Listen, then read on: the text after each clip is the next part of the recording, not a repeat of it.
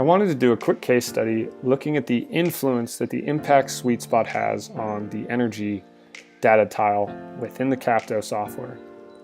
So these two data tiles, if you're looking at it in the lab mode, are located in the bottom portion of this page. So we have the energy tab here coming in the bottom left, and then we have the impact sweet spot here in the bottom right.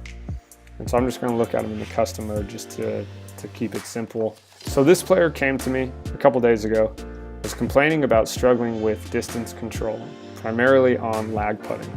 She said that there'd be times where she'd hit her first putt and it would be really short, and then she'd try to hit a little bit harder and all of a sudden it would go way long.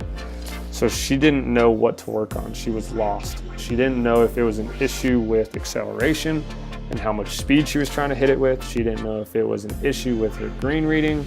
She really had no idea what it was that she needed to work on. And so the first thing I wanted to check was I wanted to use Capto. And this is one of my favorite pieces to Capto, is it measures how much torque is being applied to the putter face at the moment of collision. And so we saw very quickly, this was the first putt she hit, that there was an energy loss of 22% out of the toe. So that face was opening right at impact at about 450 degrees per second. So there's a lot of energy loss there. So the energy on the right, this is a combination of three things. We have the shaft to arc roll. So if it's going to have topspin, backspin, or neutral spin, we can see she's producing a little bit of topspin. So she adds 2.3% of potential distance to the putt. And then we can see the face to path. She does have a very into out track with a Shet face, something we'll work on at a later date. But so 1.5% energy loss due to that, and then the torque 22% energy loss out of the toe. So that's makes up this total energy balance. So a lot of loss of energy. So this was about a 40-foot putt. So this ball could have gone 20% further than it did. So that's a little less than 10 feet further than it actually did. So this putt came up short. And then she hit another one, and this one she tried to hit a little bit harder because the first one came up short. It's a natural adjustment to try to make. But she hit it 6% energy loss out of the heel this time, so closer to the true sweet spot of this putter. So all of a sudden, there was only a total energy loss of 2.6%. So this ball went way long. So she didn't know, again, she was like, I don't know why that's happening. That's exactly what's happening when I play. And so the nice thing about Capto is we were able to measure this, and we were able to see that where she thought the sweet spot of the putter was versus where the sweet spot of the putter actually is are totally different. So we put some face tape on the putter, and she hit these putts, and we saw that this first one here actually wasn't hit that far out of the toe. It was close to this white line here, so close to the middle of the putter, maybe about a centimeter or two towards the toe. And so, just as a side note, the sweet spot of a putter is almost never on that sight line, and that's because of a lot of different factors. The type of hosel or shaft insert, the length of the shaft, the size of the grip, and probably one of the biggest influences is how much pressure, how tightly the player is holding on to the putter as well. So for her, we actually found that when she tried to hit it closer to the heel, about half an inch more towards the heel, maybe a little bit less than that, was when she actually started to get a less energy loss. So we got to 1.7% in the heel and a total energy loss of 1.3%. So what we did was we drew a dot on the putter. She started to line it up more out of the heel, and she started to gain more control over the distance that the balls were rolling, because we now eliminated one of the variables.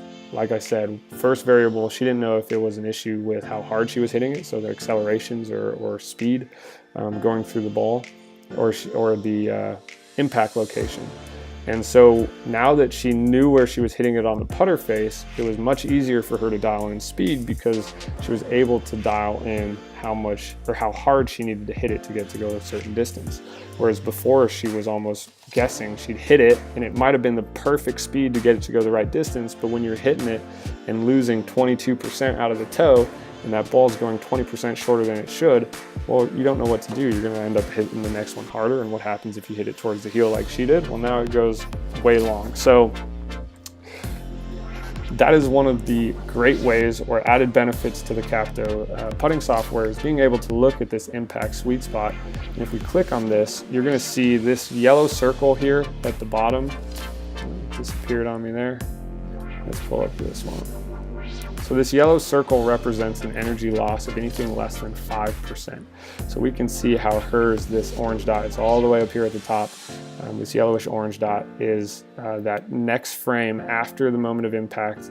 So we can see how that putter face is being influenced, is well outside of that circle. And then when we get to this third one, if this circle will load for us, it's actually going to be inside of it because we can see that it was only an energy loss of 1.7%. So big difference in distance control purely based on understanding where her sweet spot was. So make sure if you're using Capto, this is a great way to check if a player is struggling with distance control. Look at that impact sweet spot. I've done this with putter fittings as well to help players better understand where their impact is or their sweet spot is relative to that sight line.